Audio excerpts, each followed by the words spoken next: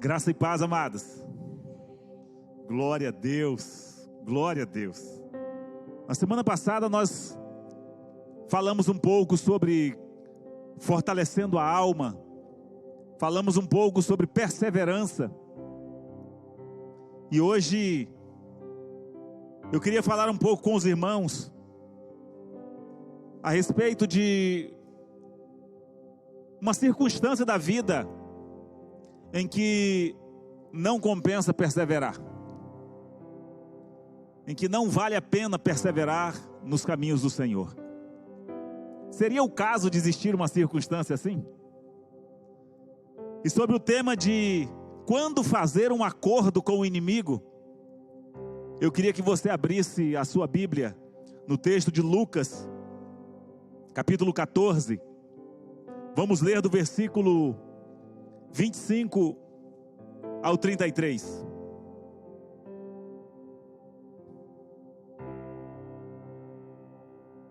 Lucas capítulo 14, versículos de 25 a 33.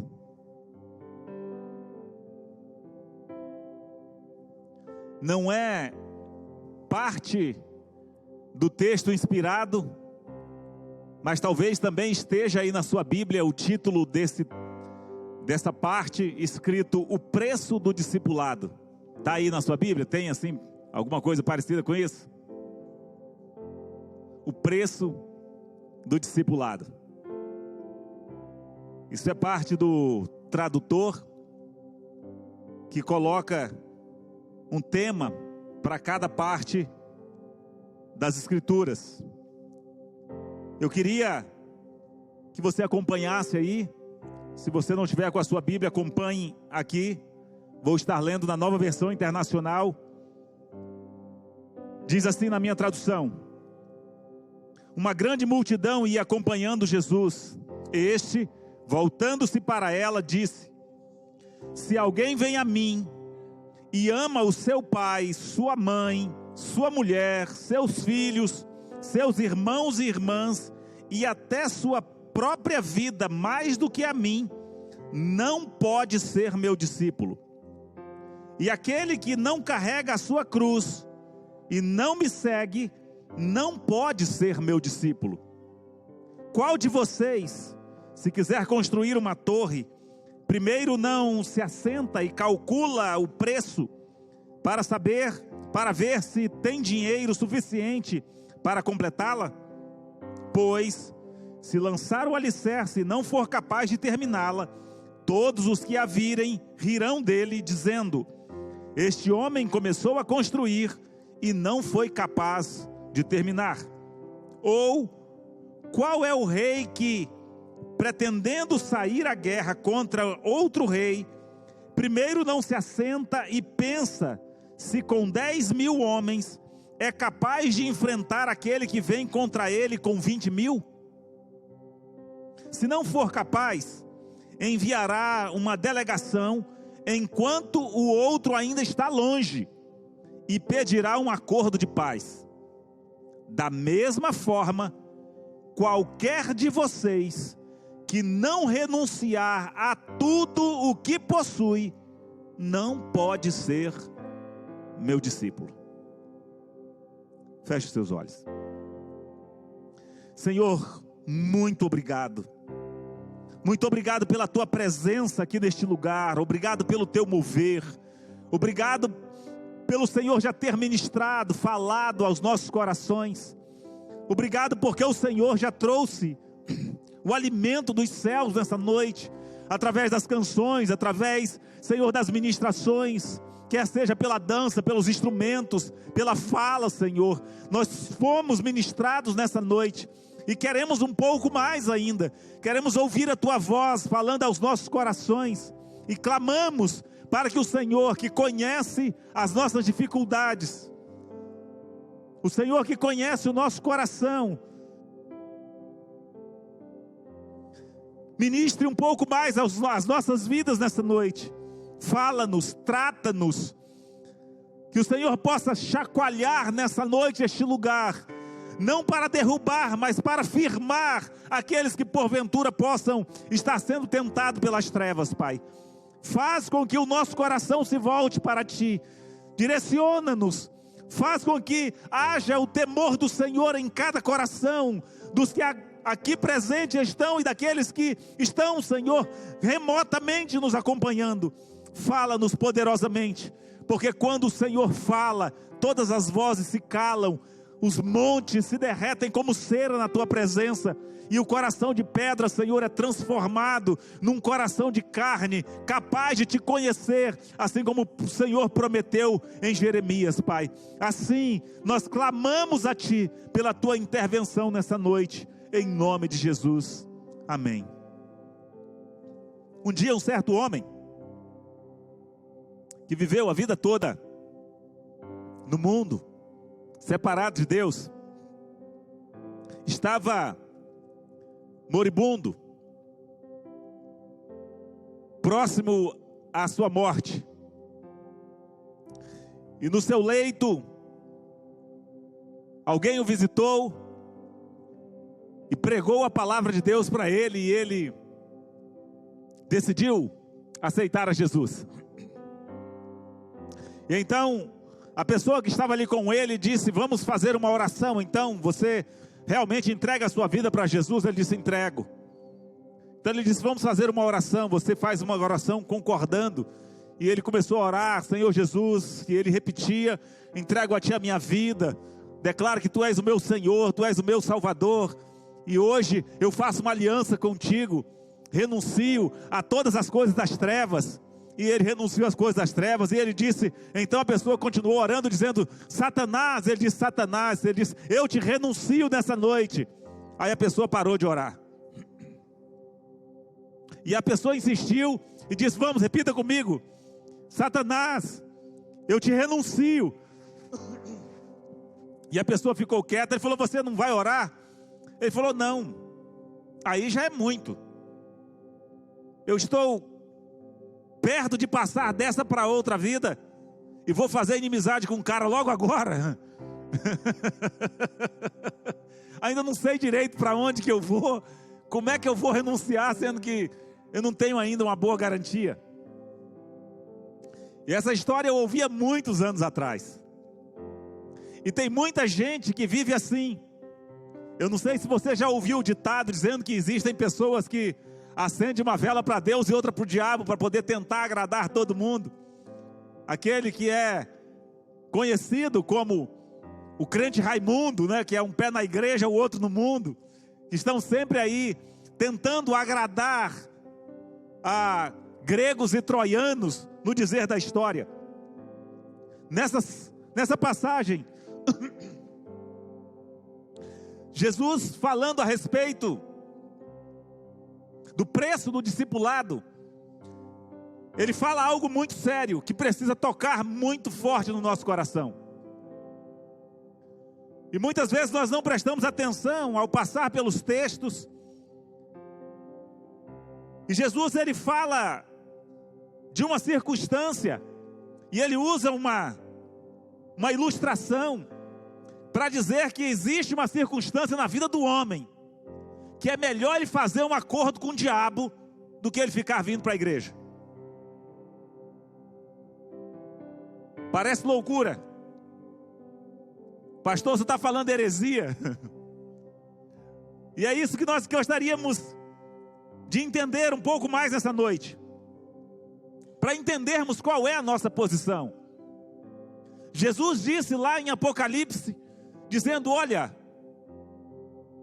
melhor que você fosse frio ou quente do que você ser morno, porque sendo morno eu vou vomitá-lo da minha boca.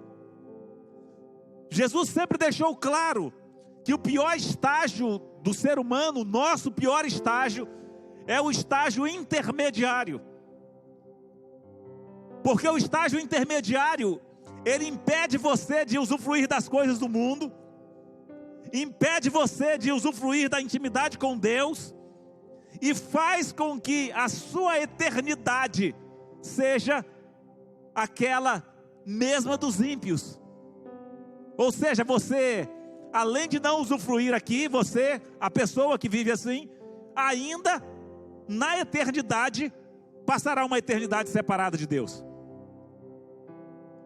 Eu acho que vocês já ouviram também a história do cara que estava, história mesmo, sem H, né, só com I.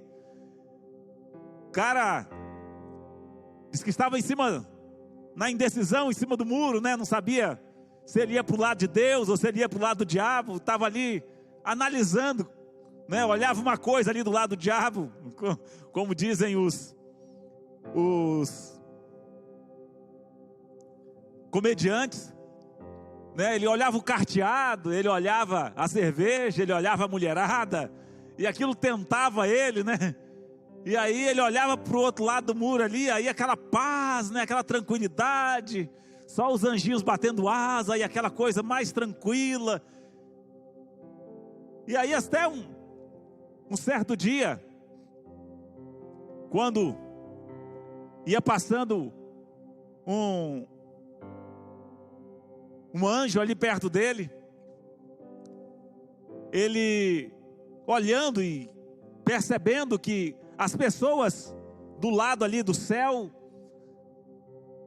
estavam sempre falando com ele, dizendo: olha, você precisa decidir, você precisa tomar uma decisão na sua vida. E as pessoas do lado do inferno nunca falaram nada com ele, nunca disseram: você tem que vir para cá, você tem que tomar uma decisão, você tem que sair de cima do muro.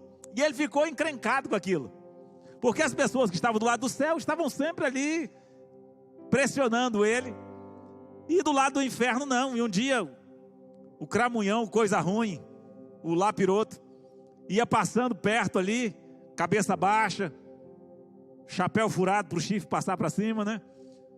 Mal encarado. E ele chamou ele com todo respeito, né? Ô seu diabo, eu queria lhe fazer uma pergunta. Por que é que o pessoal aqui do lado do céu estão sempre me enchendo a paciência, dizendo que eu tenho que tomar uma decisão, que eu tenho que me posicionar, que eu tenho que decidir alguma coisa da minha vida, e o pessoal do seu lado, ninguém fala nada, ninguém se preocupa comigo, ninguém fala nada? Por que que ninguém me convida para ir para o seu lado? Aí diz que o diabo deu uma levantada de cabeça assim, debaixo do chapéu, e disse assim: é porque o muro é meu. Ele achava que estava num ponto neutro, e não existe neutralidade, uma vez que nós nascemos condenados, e a única opção é renunciar às trevas e aceitar o sacrifício de Jesus. Só que para que nós possamos termos a nossa vida transformada, para que nós possamos ter a certeza da salvação, não há absolutamente preço algum para pagarmos. Todo o preço necessário foi pago lá na cruz do Calvário, quando Jesus, o Filho de Deus, veio, morreu em nosso lugar e pagou o preço. Não há preço nenhum para ser pago, para ser salvo. Porém, todavia, entretanto,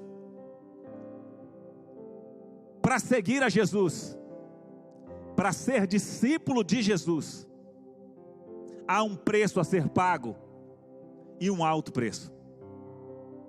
Então, quando Jesus olha para a multidão que estava acompanhando ele, uma multidão que vinha acompanhando, que vinha seguindo Jesus, Jesus começa a explicar para aquele povo, para dizer para eles: olha, parafraseando sobre o texto, vocês estão muito animados, só que eu queria colocar vocês a par de algumas coisas. E Jesus começa então a falar a respeito do preço que precisaria ser pago para segui-lo, para ser discípulo dele.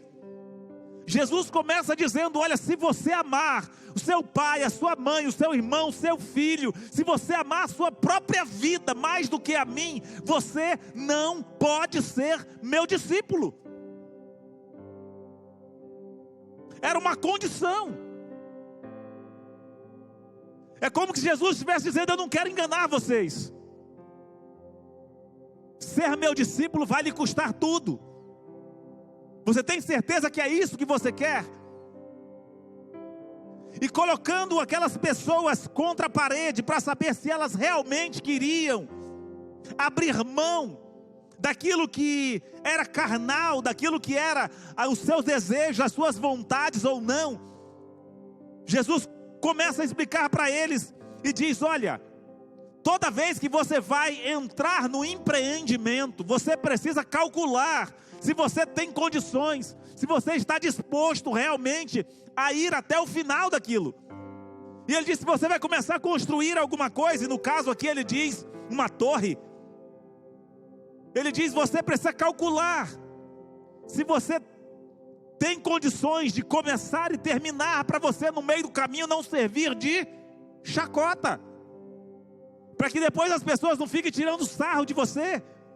Você precisa calcular. E Jesus então falava isso para a multidão ali no começo do ministério dele, para que eles pudessem estar conscientes, para depois não chegar lá no final e eles disserem: se eu soubesse que era assim, né, eu nem teria vindo, como alguns o fizeram ainda depois.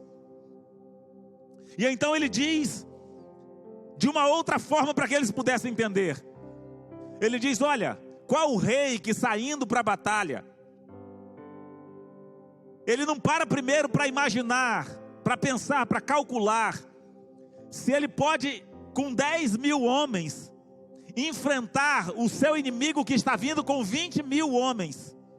Então ele analisa se ele dá conta ou não de encarar o inimigo, se ele dá conta ou não de partir para cima do inimigo, mesmo estando em desvantagem numérica. Se ele achar que dá conta, ele parte para a guerra. Mas Jesus disse: se ele achar que não dá conta, é melhor ele enviar um acordo de paz. E ele estava dizendo isso para exemplificar algo no mundo espiritual. Ele estava falando isso para exemplificar o preço do discipulado.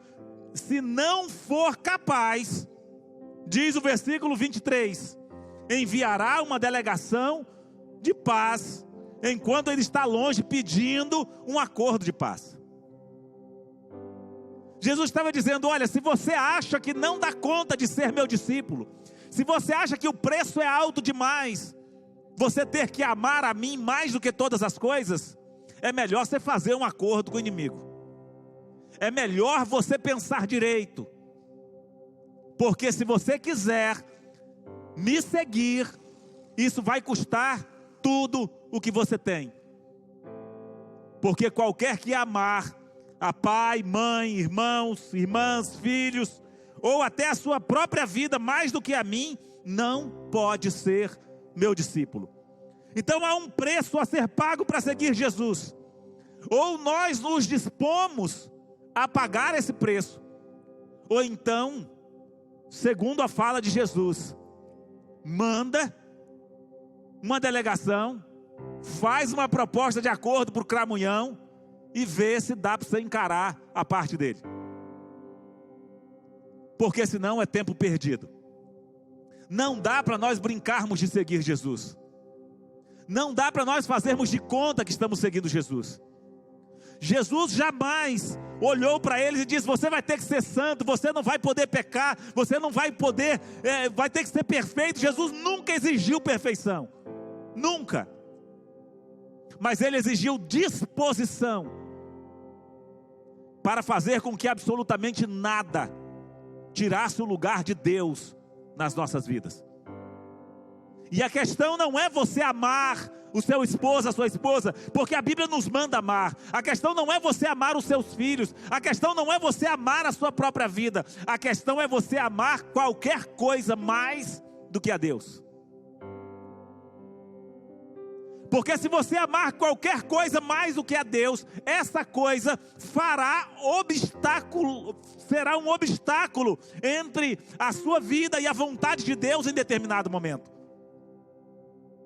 Isso foi exemplificado lá no Antigo Testamento, quando Deus pede para Abraão sacrificar o único filho que ele tinha. E eu creio que os irmãos sabem bem da história. Era esse mesmo princípio. É como se Deus estivesse falando para Abraão essas mesmas palavras, dizendo: Abraão, percebi que parece, humanamente falando, que você está apegado demais com esse filho da promessa.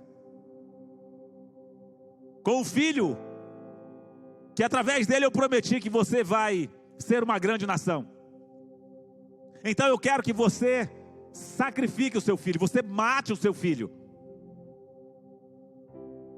O problema era o amor de Abraão pelo filho? Não. Deus queria que Abraão matasse o filho dele? Não. Deus só queria que o coração de Abraão amasse mais a ele do que a qualquer outra coisa. Ainda que seja, ou que tivesse sido um presente de Deus, ou a manifestação do milagre de Deus na vida de Abraão. E a partir do momento em que Abraão matou o filho dele, no seu coração, não precisou mais fazê-lo fisicamente.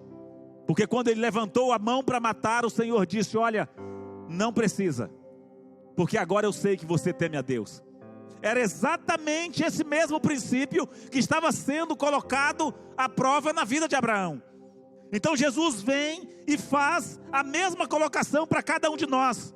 E ele diz: olha, da mesma forma, qualquer de vocês que não renunciar tudo o que possui, não pode ser meu discípulo. Então, queridos, se não há essa disposição no seu coração, eu sinto muito dizer para você, mas você precisa tomar uma posição. Nós precisamos nos posicionar a cada dia diante de Jesus, diante de Deus, e dizer: Senhor, olha, é esta a minha decisão. O Senhor conhece a minha fraqueza, o Senhor conhece a minha debilidade, o Senhor conhece os meus erros, mas eu os coloco diante do Senhor, e eu quero sim seguir a Ti, e amar a Ti mais do que todas as coisas. Isso não quer dizer que em algum momento nós não podemos errar, não. Só não podemos de forma alguma, permitir que o lugar que é de Deus na nossa vida seja tomado por qualquer outra coisa.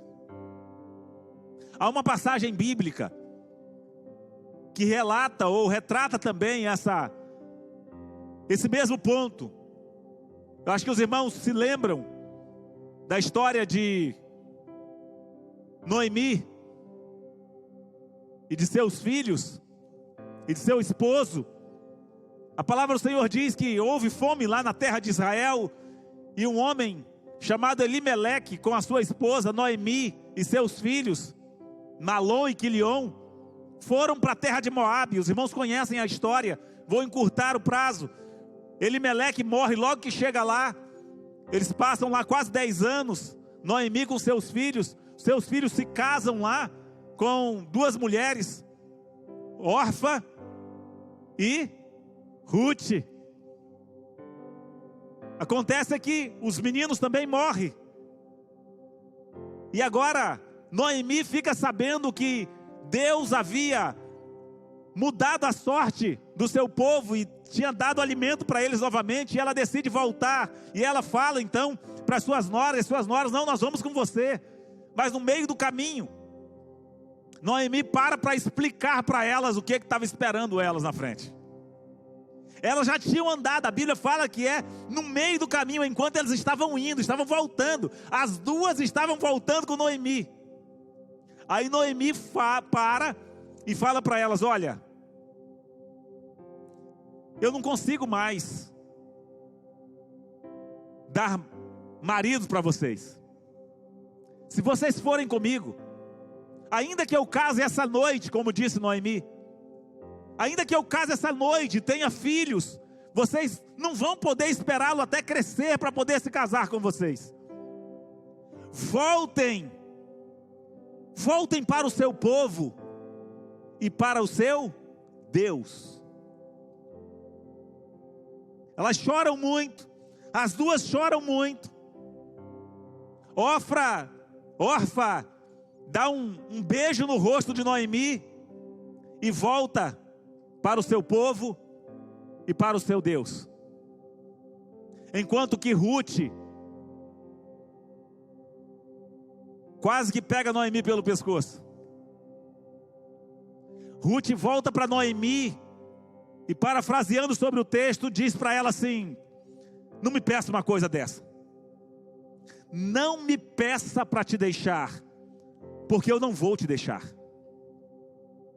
Que Deus me castigue se alguma coisa além da morte me separar de você. E ela faz uma aliança, dizendo para Noemi: olha, onde você for eu irei, onde você morar eu morarei, onde você morrer eu morrerei, onde você for enterrada eu serei. O seu Deus será o meu Deus, o seu povo será o meu povo, e que Deus me castigue se alguma coisa além da morte me separar de você. Sabe, queridos, eu vejo a mesma circunstância de Jesus falando, a mesma prova que Jesus está fazendo com você e comigo, fez lá com Abraão e faz agora ali com aquelas duas mulheres. O que aconteceu com Orfa? Quem sabe dizer? Ninguém sabe. A Bíblia não fala. Ela voltou lá para a terra dela, para os deuses dela, e se perdeu na história. E o que aconteceu com Ruth? Ruth vai, acompanha Noemi, a sua sogra, depois de fazer toda aquela promessa para sua sogra. Ela vai com ela para a terra de Israel, e lá, além de trabalhar para se sustentar, ela ainda teve que trabalhar para sustentar a sua sogra. E não era vida fácil, porque não tinha emprego naquela época para a mulher. Não tinha. Poderia fazer alguma coisa manufaturada, poderia trabalhar na roça. Ruth vai então trabalhar na respiga. Ela vai recolher restos, alguma coisa meio parecido com o lixão de hoje. Pegar os restos que sobravam das colheitas. Os lavradores passavam colhendo, e as pessoas iam atrás, pegando as migalhas que tinham sobrado. E quando era mulher que ia atrás, os caras ainda estuprava, ainda violentava. E ela sabia disso. E ela vai para sustentar a sua sogra. E quem que ela encontrou lá? Boaz. Sabe o que significa Boaz? Existem dois tipos de tradução para o nome Boaz. Um é rapidez, e o outro é nele há força. Quando Salomão construiu o templo, ele fez duas torres, duas colunas grandes na frente. E uma das duas colunas ele pôs o nome de Boaz. Ruth simplesmente entrou para a história celestial, para a eternidade, porque ela decidiu que as dificuldades, que os problemas, que as barreiras não impediriam a aliança que ela tinha feito, e não impediria ela de continuar seguindo ao Deus que ela tinha se proposto a servir quando casou com os homens de Israel.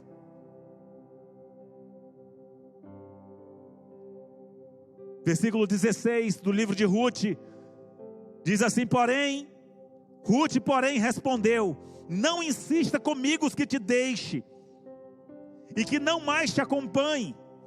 Aonde fores, irei, onde ficares, ficarei. O teu povo será o meu povo, e o teu Deus será o meu Deus. Onde morreres, morrerei, e ali serei sepultada. Que o Senhor me castigue com todo rigor, se outra coisa que não a morte me separe de ti. Feche os seus olhos.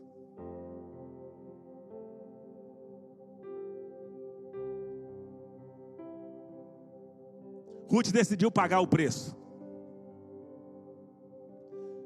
Ruth decidiu que absolutamente nada, dificuldade alguma, faria com que ela se apartasse da proposta que ela havia feito. Uma coisa, meus irmãos, é amar o Senhor, andar nos caminhos do Senhor quando tudo é satisfatório, quando tudo vai bem. Outra coisa é apegar-se ao Senhor quando tiver que fazer o sacrifício. Onde tiver que sacrificar, onde doer, tiver que cortar na sua carne. Qual é o seu caso? Qual é o nosso caso? E nessa noite, o chamado do Senhor é para que nós nos posicionemos. Nós fomos chamados para esse discipulado, nós fomos chamados para seguir a Jesus. Nós fomos chamados para poder aceitar, comer da carne dele, beber do sangue, para termos parte com ele. Mas quem somos nós? Órfã, que na dificuldade daremos um beijo no rosto de Jesus, e voltaremos, ainda que chorando, mas voltaremos para o povo de onde saímos, para adorar aos deuses que adorávamos antes, ainda que seja o nosso ventre, que seja a nossa carne, que seja o dinheiro, não sei qual. Ou somos Ruth, que decidimos dizer: Senhor, ainda que o Senhor Jesus vire para você e para mim, como virou para os discípulos, uma certa feita, e diz: vocês também não vão querer me abandonar? Foi isso que Jesus fez. Quando as pessoas começaram a abandoná-lo, porque achou que era difícil demais, era dura demais a fala dele, e começaram a abandonar, Jesus olhou para os discípulos dele e disse: e vocês? Vocês não vão abandonar-me também? E Pedro olha para Jesus e diz: para onde iremos? Ou para quem iremos? Se só tu tens as palavras de vida eterna. E nessa ocasião, Ruth olha para sua nora, para sua sogra, e diz assim: imagino eu, pelo amor de Deus, não me peça uma coisa dessa. Não me peça para te deixar. Não me peça para voltar atrás. Porque aonde você for, eu irei. Aí quando nós cantamos a canção, guia-me para que em tudo em ti confie, e sobre as águas eu caminhe, por onde quer que chames. Você está disposta a pagar esse preço? O preço do discipulado, o preço de ser discípulo de Jesus. Você está disposto a dizer para ele, nada me separará do teu amor, Senhor. Assim como o Senhor prometeu que nada me separaria de ti, eu também declaro que nada vai separar a minha vida do propósito que eu firmei contigo. Como dizia a Alessandra na ministração, o meu sim ainda é o mesmo. A minha aliança continua firme contigo, Senhor. Queridos, porque se você não estiver disposto a ir até as últimas consequências, se você não estiver disposto a amar o Senhor mais do que todas as coisas, eu quero dizer para você nessa noite, infelizmente, não compensa você continuar se enganando. Com todo o amor do meu coração, e Deus conhece, eu digo para você, não compensa continuar se enganando, porque foi isso que o meu Jesus me disse. Foi isso que ele disse para cada um de nós. Foi ele quem disse, não sou eu que estou dizendo. Ele disse: olha, se tiver alguma coisa que você ama mais, se tiver alguma coisa que te impede de obedecer, se tiver alguma coisa que te impede de me amar mais do que até mesmo a tua própria vida, você não pode ser meu discípulo.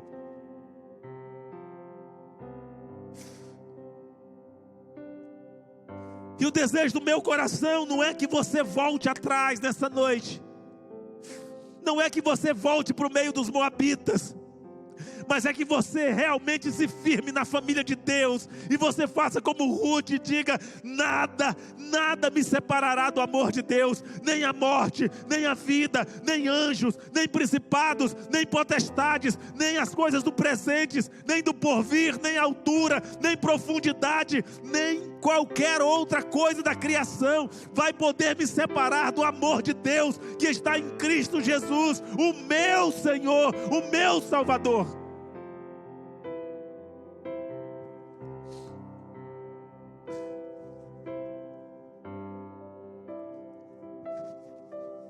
E é para esse posicionamento que o Senhor nos chama. Para nos posicionarmos. Para não sermos enganados pela nossa própria corrupção.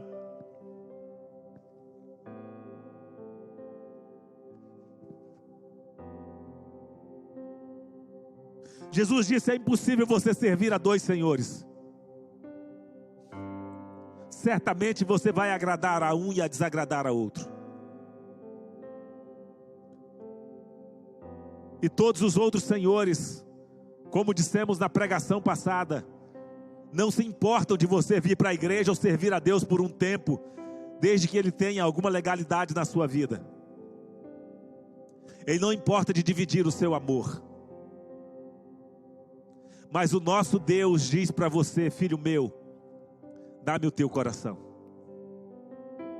Coloque-se de pé.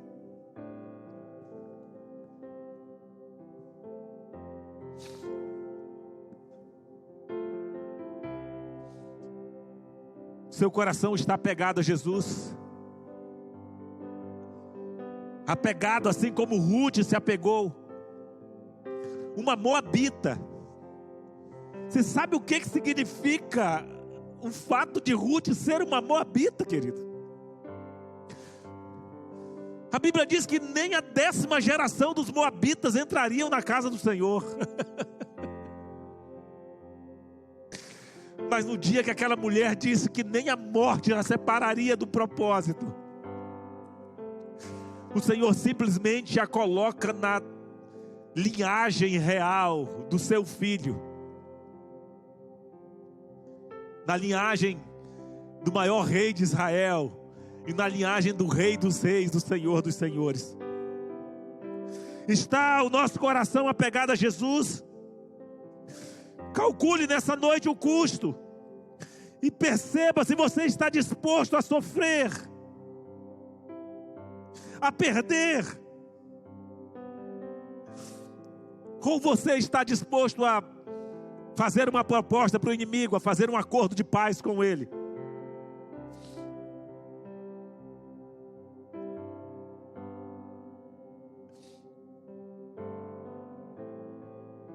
Num certo sermão um dia, Spurgeon disse: bendita entre as mulheres são aquelas que por amor a Cristo renunciam a tudo, mas esquecidas serão aquelas que na hora da tentação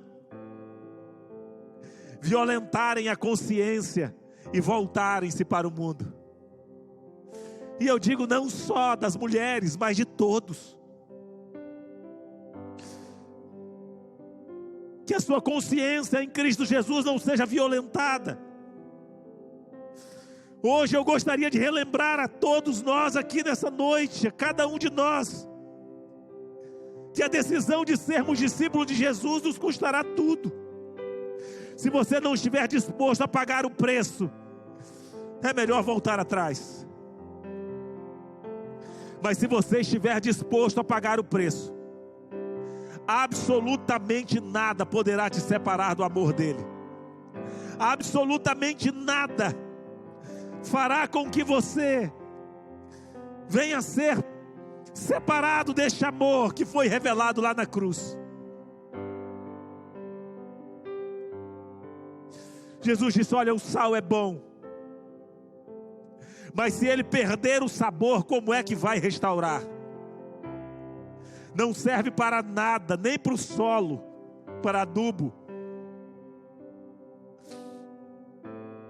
coloque o seu coração na presença dele nessa noite. Faça da oração de Ruth a sua oração.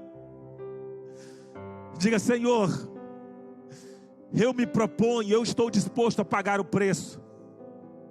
Eu estou disposto a te amar mais do que todas as coisas, acima de todas as coisas. Eu estou disposto, Senhor, a abrir mão da minha própria vida, para que a tua vontade se cumpra na minha vida, na minha casa. Reafirme com ele a sua aliança nessa noite. E se de alguma forma o inimigo tem buscado, tentando você, tentando fazer voltar atrás, tentando fazer com que você desvie o seu olhar, o seu pensamento, desvie o seu amor, desvie o seu foco,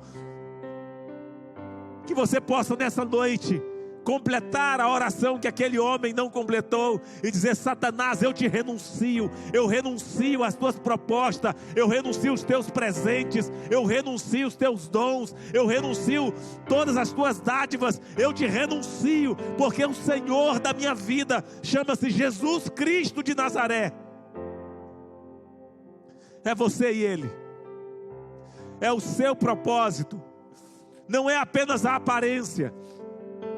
Não basta apenas chorar como Orfa chorou e dar um beijo e ir embora, mas é preciso se posicionar como Ruth se posicionou, e certamente todo o propósito de Deus se cumprirá, se manifestará na sua vida, e você será conhecido como servo do Senhor, como filho do Senhor. E quando alguém te ouvir, e quando alguém te vir, ele vai dizer: certamente esse esteve com Jesus, esse esteve com Jesus, porque a fala dele denuncia, porque os atos dele denunciam, porque a disposição dele é diferente, dela é diferente.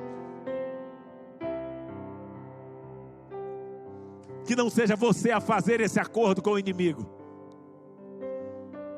mas que você nessa noite, analisando o preço a ser pago, diga: Senhor, eu estou disposto a pagar o preço. Eu estou disposto. Porque aquele que quiser salvar a sua vida a perderá, mas aquele que perder a sua vida por amor a mim, a salvará. Pai, eu quero te dar graças pela vida de cada um dos meus irmãos e minhas irmãs aqui neste lugar, e aqueles que estão ouvindo essa palavra. Deus, eu sei que dura é esta palavra, mas o Senhor não me chamou para falar o que eu acho ou o que eu penso, mas para transmitir a tua palavra, e foi o Senhor quem disse isto. Chacoalha os corações nessa noite, sacode-nos, desperta-nos, Senhor, para que não sejamos Laodiceia, para que não sejamos uma igreja morna, para que ninguém, Senhor, aqui neste lugar, ou que esteja nos ouvindo, seja alguém morno, mas que sejam homens e mulheres decididos a pagar o preço pelo discipulado, a pagar o preço para andar em santidade, a pagar o preço pela intimidade contigo, para caminharem contigo, Senhor. Eu os abençoo, que a tua palavra ecoe em cada coração, e que o inimigo não os pegue de surpresa, tentando-os e fazendo-os voltar atrás, que eles não aceitem o acordo de paz do inimigo, mas que eles possam declarar guerra, porque assim como o Senhor disse: aquele que não é comigo, aquele que não é por mim, é contra mim, e aquele que comigo não ajunta, espalha. Que sejamos nós aqueles que são chamados pelo teu nome, aqueles dos quais o Senhor não se envergonha de ser chamado seu Deus. E assim eu os abençoo nessa noite, para que eles possam, Senhor, ouvir a tua voz, e ouvindo obedecer, para a glória e para o louvor do teu nome. Que o amor de Deus, o nosso Pai, que a graça do nosso Senhor e Salvador Jesus Cristo de Nazaré, que as consolações, as bênçãos e a comunhão do Espírito Santo de Deus seja sobre você, sobre a sua casa, sobre os seus estudos, seu trabalho, os seus negócios, agora e para sempre, em nome de Jesus. Amém. Amém, queridos. Glória a Deus. Que não seja você aquele que vai buscar fazer um acordo com as trevas, mas que seja você que vai encarar realmente o inimigo, sabedor de que você não tem a sua vida por preciosa, e se a sua vida está nas mãos do Senhor, absolutamente ninguém pode arrebatá-la das mãos dele. Não existe lugar melhor para estar do que no esconderijo do Altíssimo. Amém? Vão em paz, que Deus em Cristo os abençoe. Tenha uma semana de excelência na presença do Senhor, e que vocês possam viver a vontade dEle e ser testemunhas dEle, onde quer que estejam. Não se esqueça, você é embaixador do reino. Onde você chegar, o reino está representado, e você é o porta-voz, ou é a porta-voz dos céus, em nome de Jesus. Amém? Vão em paz.